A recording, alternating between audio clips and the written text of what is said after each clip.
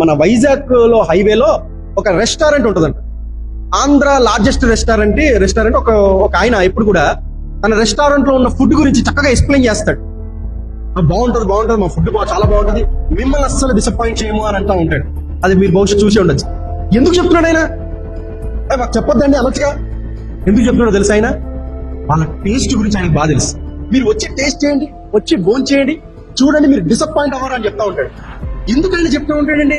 అతని ఫుడ్ గురించి అతను బాగా తెలుసు, అతని ఫుడ్ టేస్ట్ గురించి అతను బాగా తెలుసు. మీరు వచ్చి మా ఫుడ్ తినండి, మరల వస్తారని ఎందుకు చెప్తున్నాడంటే అతని ఫుడ్ క్వాలిటీ, అతని ఫుడ్ యొక్క టేస్ట్ గురించి బాగా తెలుసు కాబట్టి అతను చెప్తున్నాడు. అనేక మంది భోజనం చేస్తున్నారు. అలాగే దేవుని సేవకులైన మేము ఎందుకు ఈ సువార్త గురించి పదే చెప్తాము అంటే, అన్ని రుచుల కన్నా శ్రేష్టమైన ఆత్మీయ రుచి ఈ బైబిల్ గ్రంథంలో. దేవునికి స్తోత్రం.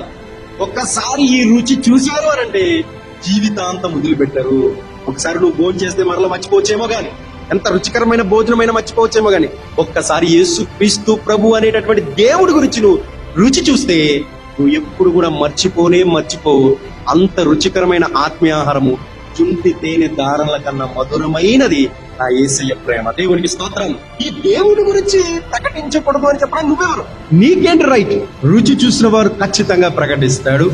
ఆ రుచి తెలుసుకున్నవాడు ఖచ్చితంగా యేసుక్రీస్తు ప్రభువులోనికి వస్తాడు.